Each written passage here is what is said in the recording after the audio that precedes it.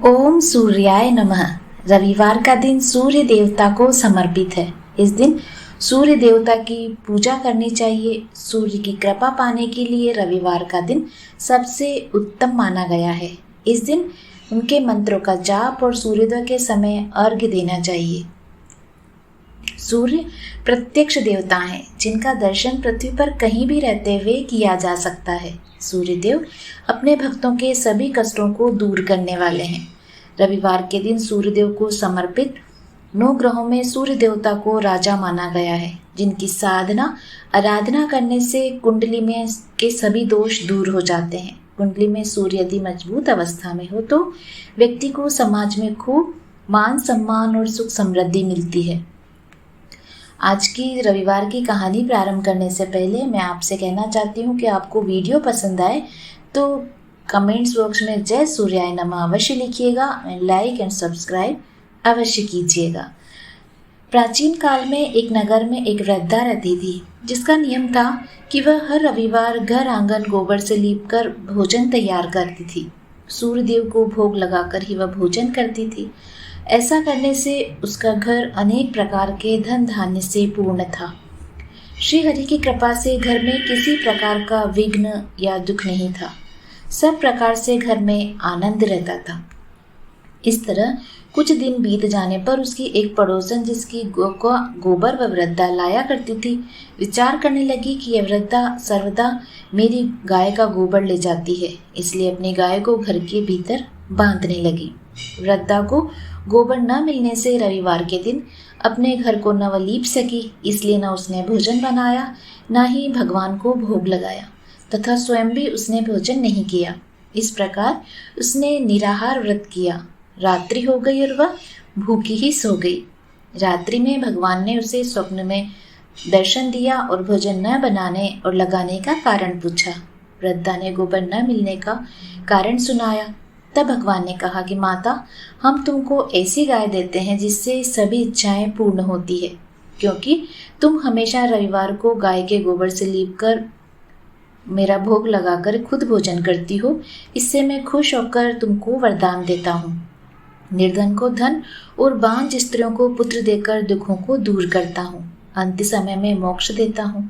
स्वप्न में ऐसा वरदान देकर भगवान तो अंतर ध्यान हो गए। वृद्धा की आंख खुली तो वह देखती है कि आंगन में एक अति सुंदर गाय का बछड़ा बंधा हुआ है।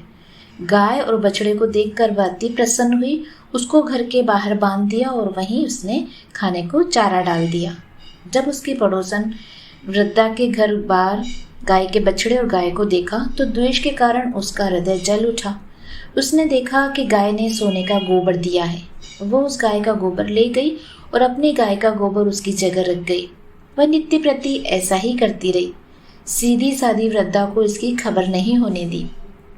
तब सर्वव्यापी ईश्वर ने सोचा कि चालाक पड़ोसन के कर्म से वृद्धा ठगी जा रही है, तो ईश्वर ने संध्या के समय अपनी माया से बड़े जोर की आंधी चला दी।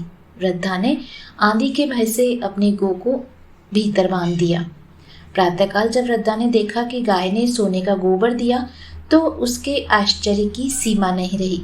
वह प्रतिदिन गाय का गोबर घर के भीतर रखने लगी। उधर पड़ोसन ने देखा कि बुढ़िया गऊ को घर के भीतर बांधने लगी है, तो उसका सोने का गोबर उठाने का दाव नहीं चल रहा था। वह ईर्ष्या और द्वेष से जल उठी। कुछ उपाय न देख पड़ोसन ने उस देश के राजा की सभा में जाकर कहा, महाराज, मेरे पड़ोस में एक वृद्धा के पास ऐसी गाय है जो आप जैसे राजाओं के ही योग्य है। वह नित्य सोने का गोबर देती है। आप उस सोने से प्रजा का पालन करिए। वह वृद्धा इतने सोने का क्या करेगी? राजा ने यह बात सुनकर अपने दूतों को वृद्धा के घर से गऊ लाने की आज्ञा दी। वृद्धा प्रातः ईश्वर का भोग लगाकर भोजन करने जा रही थी कि राजा के कर्मचारी गाय को खोलकर ले गए। वृद्धा काफी रोई, चिल्लाई, किंतु कर्मचारियों के समक्ष कोई क्या कहता।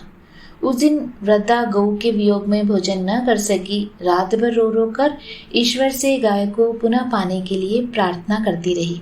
उधर राजा गाय को देखकर बहुत प्रसन्न हुआ, लेकिन सुबह जैसे ही उठा तो सारे महल में उसने गोबर ही गोबर देखा। राजा यह देखकर घबरा गया। भगवान ने रात्रि में राजा को सपने में कहा, हे राजन, गाय वृद्धा को लौटाने में ही आपका भला है। उसके रविवार के व्रत से प्रसन्न होकर मैंने उसे गाय दी है। रात होते ही राजा ने वृद्धा को बुलाकर बहुत से धन के साथ सम्मान सहित गाय और बछड़ा लौटा दिया। उसकी पड़ोसन को बुलाकर उचित दंड दिया। इतना करने के बाद राजा के महल से गंदगी दूर हुई। उसी दिन से राजा ने नगर वासियों को आदेश दिया कि राज्य की तथा अपनी समस्त मनोकामनाओं की पूर्ति के लिए रविवार का व्रत रखा करो। व्रत करने से नगर के लोग सुखी जीवन व्यतीत करने लगे।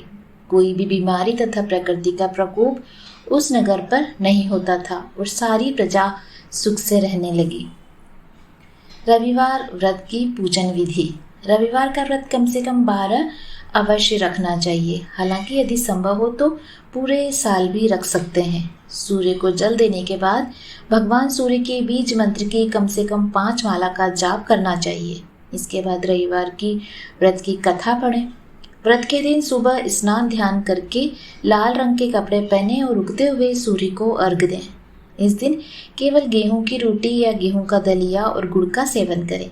ऐसा करते हुए जब आपके व्रत का संकल्प पूरा हो जाए तो कम से कम 2 ब्राह्मणों को आदर के साथ भोजन कराएं और अपने सामर्थ्य के अनुसार सूर्य से संबंधित दान और दक्षिणा दें। उम्मीद है आपको आज की कहानी पसंद आई होगी। पसंद आई तो लाइक, शेयर और सब्सक्राइब अवश्य कीजिएगा। भगवान सूर्यदेव आपकी समस्त मनोकामनाएं पूर्ण करें। धन्यवाद।